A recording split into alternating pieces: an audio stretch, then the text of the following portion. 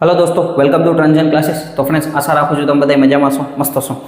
તો જીપીએસસીનું કેલેન્ડર અત્યારે બહાર પડેલું છે, બરાબર। તો એની અંદર ઇલેક્ટ્રિકલ એન્જિનિયરિંગના વિદ્યાર્થી મિત્ર માટે સારા સમાચાર કહી શકાય કે જે લોકોને પણ ઇલેક્ટ્રિકલની અંદર જોબ કરવી છે તો એના માટે 2 વેકન્સીઝ બહાર પડેલી છે। ઓકે, હવે ભરતી છે એ જૂન મહિનામાં આવવાની છે, પણ અત્યારે આપણે આ વિડીયોના માધ્યમથી તમને એટલી માહિતી આપી દઈએ કે એક તો ભરતી આવવાની છે, એ ઉપરાંત જે લોકોને પણ ઈચ્છા હોય કે આમાં આપણે લાગવું છે તો એ અત્યારથી તૈયારી ચાલુ કરી દે, એટલે જે તે સમયે, કારણ કે ભાઈ ભરતી જૂન જુલાઈ મહિનાની અંદર આવે, ફોર્મ ભરતા ને બધું, અને ઓક્ટોબર મહિનાની સંભવિત તારીખ કીધેલું છે કે ભાઈ આ એક સમયમાં એક્ઝામ હશે, તો 3-4 મહિનાના ગાળામાં તૈયારી કરવી, તો એના કરતાં અત્યારથી આપણે અત્યારે જાન્યુઆરી મહિનામાં કેલેન્ડર બહાર પડ્યું છે, જાન્યુઆરી ફેબ્રુઆરીથી તૈયારી ચાલુ કરી દે તો આપણને ખાસો એવો સમય મળી જાય તૈયારી કરવાનો, બરાબર।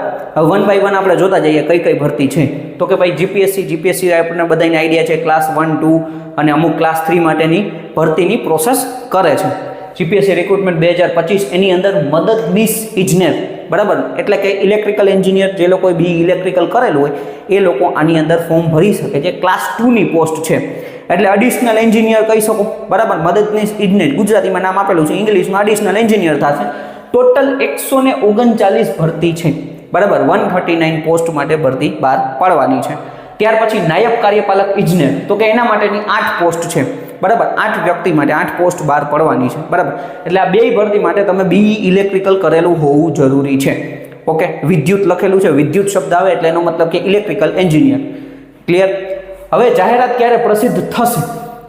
તો કે ભાઈ જૂન મહિનાની અંદર આખી જે મેઇન નોટિફિકેશન છે એ જૂન 2025માં આવશે। અત્યારે કેલેન્ડરમાં એ લોકોએ કહી દીધેલું છે, બરાબર। જૂન મહિનામાં ફૂલ નોટિફિકેશન આવશે, ઓકે।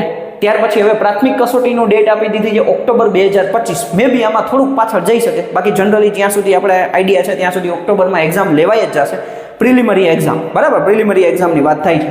ત્યાર પછી મુખ્ય પરીક્ષા અથવા રૂબરૂ મુલાકાત છે એ એપ્રિલ 2026માં, જાન્યુઆરી મહિનામાં આનું રિઝલ્ટ આવશે, ઓક્ટોબરમાં તમારી પ્રિલિમરી એક્ઝામ એટલે પ્રાથમિક કસોટી લેવાશે, ઓક્ટોબર, નવેમ્બર, ડિસેમ્બર, જાન્યુઆરી મહિનામાં રિઝલ્ટ આવી જશે, અને એપ્રિલ 2026માં જો જે લોકોને મુખ્ય પરીક્ષા લાગુ પડતી હોય તો મુખ્ય પરીક્ષા એટલે કે સેકન્ડ આપણી જે મેઇન એક્ઝામ હોય, અને રૂબરૂ મુલાકાત ઇન્ટરવ્યૂ હોય તો ઇન્ટરવ્યૂ। અત્યારે આમાં હજી ક્લિયર નથી કર્યું કે ભાઈ મુખ્ય પરીક્ષા હશે કે રૂબરૂ મુલાકાત હશે, એટલે અત્યારે આપણે 2 લખેલું છે, બરાબર।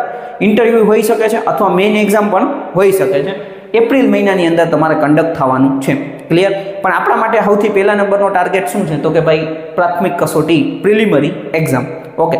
હવે એનો સિલેબસ શું છે એ અત્યારે જાહેર કર્યો નથી, પણ જે જૂની વેકન્સી છે, જૂની ભરતી છે, તો એની પીડીએફ પ્રમાણે અત્યારે જો કે જીપીએસસીએ નવો સિલેબસ જાહેર કર્યો છે નોન ટેકનિકલની એક્ઝામ માટે, બરાબર।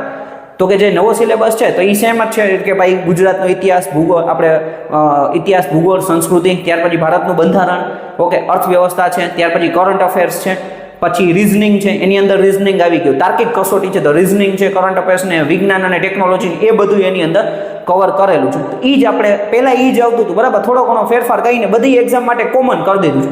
તો આપણી પરીક્ષા કેવી રીતના હોય છે?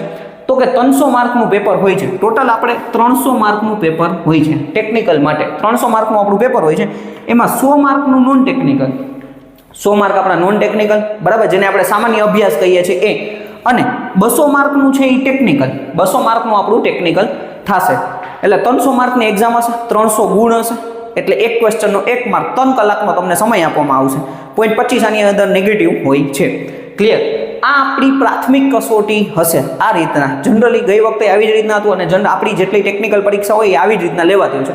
સિલેબસ બદલાય તો કાંઈ ટેકનિકલનો સિલેબસ કાંઈ નવું કાંઈ ગોતી આવવાના નથી, આપણા જે છે એ જ પ્રમાણે કરવાનું છે, અને નોન ટેકનિકલનો સિલેબસ અત્યારે જે કહી દીધો છે, બરાબર, તો જે તે સમયે આપણે જે મેં તમને સબ્જેક્ટના નામ કીધા કે ભાઈ આપણું ભારતનું બંધારણ, ઇતિહાસ, ભૂગોળ, સંસ્કૃતિ, ઓકે, ત્યાર પછી તમે જેમ કે કરંટ અફેર્સ છે, અર્થવ્યવસ્થા છે, પછી રીઝનિંગ છે, એવું બધું તમે તૈયાર કરો, વિજ્ઞાન અને ટેકનોલોજી, એ બધું તમે તૈયાર કરો, તો એટલે એ તમારું 100 માર્કનું કવર થઈ જાય, અને ટેકનિકલ 200 માર્કનું છે, બરાબર। જનરલી મેઇન છે કે અત્યારથી તૈયારી આપણે ટેકનિકલની બધી કરી નાખીએ તો જે તે સમયે માનો કે આના સિલેબસમાં થોડો ઘણો ફેરફાર થઈ શકે, બહુ વધારે કાંઈ ફેરફાર નથી, તો આ તમારે ત્યારે તૈયાર કરી શકો એમ છો, બરાબર। રીઝનિંગ આપણે બધાને આવડતું જ હોય છે, બરાબર, થોડું ઘણું બીજા અમુક સબ્જેક્ટ છે એ તમારે તૈયાર કરવા પડે, ઓકે।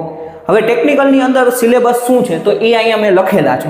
હવે આ મારા જાતે મારા ઘરેથી મેં નથી બનાવેલા, જે ગયા ભરતી હતી માર્ગ અને મકાન વિભાગની, બરાબર, જીપીએસસી ક્લાસ 2ની, એનો સિલેબસ આપણા બધા જ વોટ્સઅપ ગ્રુપ, ટેલિગ્રામ ગ્રુપની અંદર હું મોકલી દેવાનો છું, બરાબર।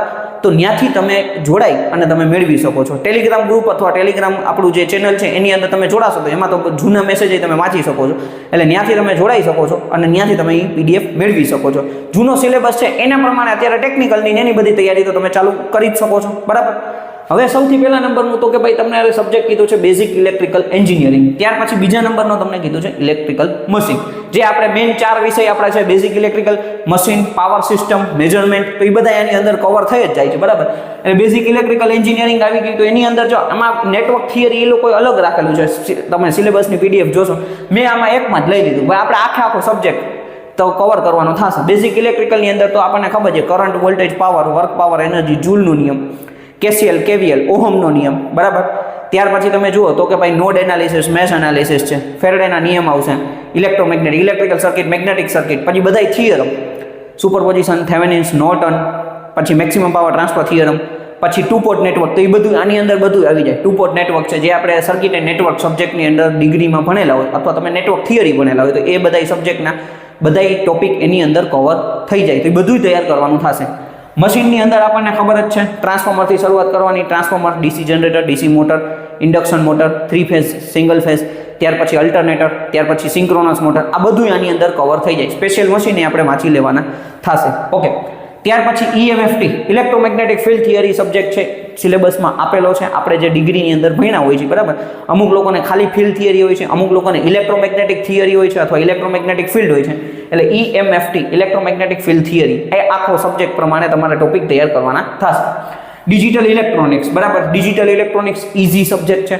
આપણને બધાને આઈડિયા છે બાઇનરીમાંથી ડેસિમલ, ડેસિમલમાંથી બાઇનરી, આ અલગ જે એની પેટર્ન હોય છે, ગેટ્સ છે, બરાબર. ત્યાર પછી ફ્લિપ ફ્લોપ છે, કાઉન્ટર્સ છે, હાફ એડર, ફૂલ એડર, તો એ બધું છે એ તમારે તૈયાર કરવાનું થશે ડિજિટલ ઇલેક્ટ્રોનિક્સની અંદર. સેમ પાવર ઇલેક્ટ્રોનિક્સ સબ્જેક્ટ તમને આપેલો છે, બરાબર. પાવર ઇલેક્ટ્રોનિક્સમાં આપણે બેઝિક આપણે SCR થી શરૂઆત કરવાની છે. SCR છે, ત્યાર પછી rectifier, 3 phase rectifier, inverter, chopper, converters, એ બધું તમારે તૈયાર કરવાનું થશે. પાવર સિસ્ટમ, પાવર સિસ્ટમના તમને 2 ટોપિક આપેલા છે. એક તો પાવર સિસ્ટમ જનરલ, એમાં ઘણા બધા ટોપિક આપેલા છે, એટલે અને એ ઉપરાંત HVDC અલગ આપેલું છે. આપણે અહીંયા પાવર સિસ્ટમ એટલે જનરલી બધું આવી જાય, બરાબર.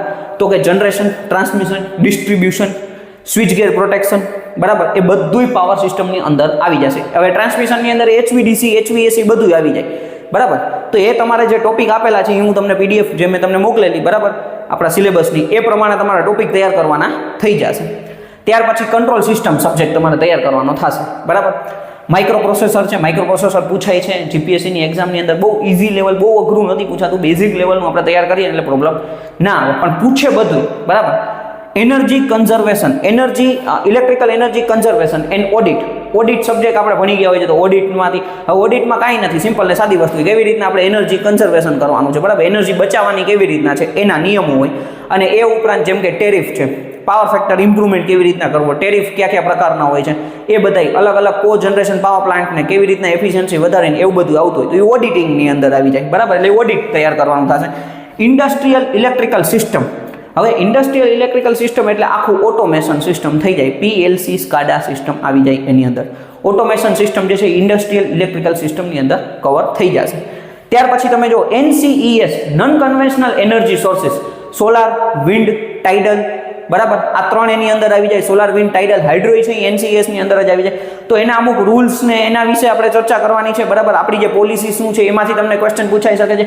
આઈ રૂલ્સમાંથી પૂછાઈ શકે છે. આઈ રૂલ્સ છે, ઇન્ડિયન ઇલેક્ટ્રિસિટી રૂલ્સ શું છે, એક્ટ શું છે, એ બધામાંથી તમારે પૂછવાના ક્વેશ્ચન આવી શકે છે. અહીંયા મેં ટૂંકમાં નામ લખ્યું છે. PDF ની અંદર તમે જોશો તો વધારે તમારે ડીપમાં કરેલું હશે. એટલે જનરલી મેઇન આ તમને 10-11 ટોપિક તમને જેવા આપેલા છે, બરાબર. તો આ ટોપિક તમારે અત્યારથી જ તૈયાર કરવા લાગવું જરૂરી છે, બરાબર. તો તમને પરીક્ષા સમયે પ્રોબ્લેમ ના આવે, પ્રિલિમિનરી એક્ઝામની વખતે. એટલે અત્યારે આપણને ખબર પડી ગઈ છે કે ભાઈ એક્ઝામ આવવાની છે, તો અત્યારથી વાંચવાનું ચાલુ કરી દે. અને પાછલા વર્ષમાં જો તમે તૈયારી કરેલી જ હોય તો તમને આમાંથી 4-5 વિષય તો આવડતા જ હશે. જેમ કે basic electrical machine, power system, measurement, આ બધી જ એક્ઝામની અંદર આવે છે. આ 3-4 વિષય છે એ આપણે પહેલેથી એકદમ કડકડાટ કરી લઈએ તો કોઈ પણ એક્ઝામની અંદર આપણે વાંધો ન આવે, બરાબર. પછી એક્સ્ટ્રા જે છે જેમ કે કંટ્રોલ સિસ્ટમ આવે છે, પાવર એટલે માઇક્રો પ્રોસેસર એડ થયું તો માઇક્રો પ્રોસેસર વાંચવું પડે, આ ઓડિટ વાળું જોવું પડે, ઇન્ડસ્ટ્રીયલ ઇલેક્ટ્રિકલ સિસ્ટમ, NCES ને એ બધું તમારે તૈયાર કરવાનું થાય, બરાબર. તો આ રીતના તમે તૈયારી કરશો તો તમને બેનિફિટ થઈ જશે. એટલે અત્યારે આ મેઇન વસ્તુ એ જ છે કે ભાઈ આ વિડીયોના માધ્યમથી તમને માહિતગાર કરવા કે ભાઈ અત્યારથી તૈયારી કરવી હોય તો આ બધા સિલેબસ છે આ જ રહેશે. બરાબર. મે બી ફેરફાર થાય તો તમે જ્યાં નોન ટેકનિકલના ટોપિક છે તેમાં એક બે ટોપિકમાં ફેરફાર થઈ જાય, બહુ એટલો બધો ફેરફાર નથી થયો. જે નવો સિલેબસ આવ્યો છે ને તો એ પણ તમે વાંચવાનું ચાલુ કર્યો. રિઝનિંગ આવડે છે, રિઝનિંગની પ્રેક્ટિસ કરો. બેઝિક તમે ભારતનો આપણે બંધારણ છે એ વાંચવાનું, ઇતિહાસ ને ભૂગોળ ને એવું બધું તમે ચાલુ કરી દો. સાથે સાથે આપણું ટેકનિકલ છે તો ટેકનિકલ તમે ચાલુ કરી દો. બરાબર. હવે આજે તમે જુઓ તો કે જાન્યુઆરી મહિનાનો છેલ્લો દિવસ છે. બરાબર. એટલે જાન્યુઆરી મહિનાનો છેલ્લો દિવસ, તો મેઇન વસ્તુ એ છે તો કે ફેબ્રુઆરી, માર્ચ, એપ્રિલ, મે, જૂન. બરાબર. જૂન મહિનામાં તમારી ભરતી આવશે. જૂન, ત્યાર પછી જુલાઈ, ઓગસ્ટ, સપ્ટેમ્બર અને ઓક્ટોબર. ઓક્ટોબર મહિનામાં તમને એમ કીધું છે કે ઓક્ટોબર મહિનામાં તમારી એક્ઝામ હશે. તો ફેબ્રુઆરી આખો 1 2 3 4 5 6 7 અને 8 ટોટલ પૂરેપૂરા 8 મહિના તૈયારી કરવાના મળે છે. બરાબર. સિલેબસ પાછી હું તમને કહું છું કે ભાઈ પીડીએફ તમને મળી જશે, ત્યાંથી તમે જોઈને એ પ્રમાણે તમને આ જેટલા ટોપિક સબ્જેક્ટ કીધા એ પ્રમાણે તૈયારી તમે ચાલુ કરી દો. 8 મહિના તૈયારીને મળે છે. ઓક્ટોબરમાં પરીક્ષા તમારી હશે. ઓક્ટોબરમાં ગમે ત્યારે ફર્સ્ટ વીકમાં હોઈ શકે, લાસ્ટ વીકમાં મળે તો એનો મતલબ કે ભાઈ તમને એટલો ટાઈમ મળી ગયો તૈયારી કરવાનો. ઓકે. તો એટલે આટલા 8 મહિના છે તો ઇનફ ટાઈમ કહી શકાય, બધા સબ્જેક્ટ તમે વ્યવસ્થિત રીતે પ્રિપેર કરી શકો છો. અને પહેલાંથી ખબર છે તો આપણને આઈડિયા છે તો અત્યારથી તૈયારી ચાલુ કરી દેવી જોઈએ. Okay friends. બાકી કંઈ પણ ક્વેશ્ચન નહીં પરીક્ષાને લગતા તો તમે કમેન્ટ કરી શકો છો અથવા પર્સનલમાં મેસેજ કરી શકો છો. Thank you for watching this video. Like